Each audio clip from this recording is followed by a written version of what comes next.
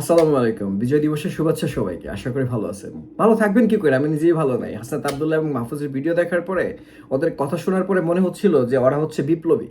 সত্যিকার অর্থে ওরা বিপ্লবী। আসিফ মাহমুদ, সাজিস আলম, হাসনাত আব্দুল্লাহ, মাহফুজ, তারপর নাহিদ ইসলাম, এরা সবাই হচ্ছে বিপ্লবী। এরা একমাত্র বাংলাদেশকে ভালোবাসে। আর আমরা যারা বাহিরে থাকি কিংবা আমরা যারা রেমিটেন্স যোদ্ধা, আমরা যারা দেশ নিয়ে কথা বলি, আমরা সব আওয়ামী লীগ ফেসিস্ট। আমরা দেশে ভালোবাসি না। আনিস আলমগীর একজন রেনাউন সাংবাদিক, সে দেশ নিয়ে সে ইউনূস সরকার নিয়ে সমালোচনা করতো, দেশ নিয়ে কথা বলতো। ওনাকে সন্ত্রাস বিরোধী আইনে জেলের মধ্যে ঢুকাইয়া দিয়েছেন। তো দেশের মধ্যে বিশৃঙ্খলা তৈরি করে সন্ত্রাসীরা, তাই না? হাসনাত আব্দুল্লাহ এবং মাহফুজ আলম, লাশ পড়লে লাশ নেব, ইন্ডিয়া থেকে আপনার সেভেন সিস্টার আলাদা করে ফেলবো, ইন্ডিয়ার বিচ্ছিন্নবাদী গোষ্ঠীগুলোকে সর্বাত্মক সহযোগিতা করব। তো এইগুলা বইলা দেশের ভিতরে বিশৃঙ্খলা তৈরি হয় না। সরকারের চোখে এগুলা বিশৃঙ্খলা না। সরকারের চোখে বিশৃঙ্খলা হচ্ছে কে সরকারের সমালোচনা করে, দেশের ভালো চায়, দেশের মধ্যে সঠিক কথা বলে।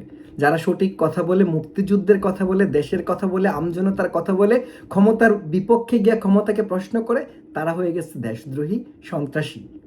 আর যারা দেশের ভিতরে সরকারের মদতপৃষ্ট হয়ে আপনার দেশের ভিতরে গ্যাঞ্জাম করতে চায়, তারা আপনার খুব ভালো মানুষ। যারা ইন্ডিয়ার বিভিন্ন উগ্রবাদী গোষ্ঠীকে বাংলাদেশে আপনার শেল্টার দিতে চায়, তারা ভালো মানুষ, তারা দেশের জন্য ভালো চায়। বিজয়ের মাসে তারা আরেকটা বিজয় ছিনিয়ে আনতে চায়, তারা আরেকটা সংগ্রামী নাম লিখতে চায়।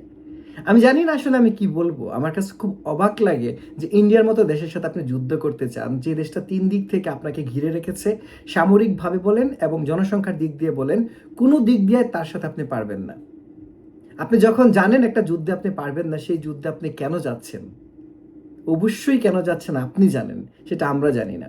হাসনাত আব্দুল্লাহ এবং মাহফুজ আলমদেরকে বলতে হবে ইন্ডিয়ার সাথে বাংলাদেশের এই যুদ্ধের মুখোমুখি পরিস্থিতি তৈরি করার কারণ কি। এটা আমার ব্যক্তিগত প্রশ্ন। আশা করি আপনারা এই প্রশ্নটা করবেন। হাসনাত আব্দুল্লাহ, মাহফুজ আলম, আসিফ মাহমুদ, তারা বলে এস্টাবলিশডের এগেনিস্টে গিয়ে কথা বলে। তারা দেশকে ভালোবাসে। তারা ইন্ডিয়া নাকি, আওয়ামী লীগ নাকি ইন্ডিয়ার কাছে দেশ বিক্রি করে দিছিল। তা আমার কথা হচ্ছে, আপনারা তো ক্ষমতার এস্টাবলিশমেন্টের সর্বোচ্চ জায়গায় ছিলেন। তা আপনারা তো কই একটা সেমিনার করেন নাই? ইন্ডিয়াকে বাংলাদেশ আওয়ামী লীগ কীভাবে ফেসিলিটি দিচ্ছে, কীভাবে দেশটা বিক্রি করছে, ওইরকম কোনো চার্ট, ওইরকম কোনো সামারি তো বাংলাদেশের জনগণের সামনে তা আপনারা তুলে ধরেন নাই। আমার খুব জানতে ইচ্ছা করে, আসলে কি বাংলাদেশে আওয়ামী লীগের নেতা, এমপিরা, মন্ত্রীরা এই লক্ষ লক্ষ টাকা, কোটি কোটি টাকা, বিলিয়ন বিলিয়ন ডলার টাকা পাচার করছে?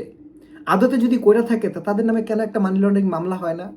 ইন্ডিয়াকে যদি আসলেই ওই রকমভাবে ফেসিলিটি আওয়ামী লীগ গভর্নমেন্ট দেওয়া থাকে, তাহলে কেন আপনারা সামারি করে ওইটার একটা রিপোর্ট আপনারা মানে সম্মেলন করে জনগণের সামনে প্রকাশ করেন না? অনেক প্রশ্ন করলে সন্ত্রাসী, ফ্যাসিস্ট হয়ে যাব। ভালো থাকবেন। আল্লাহ হাফেজ। আসসালামু আলাইকুম।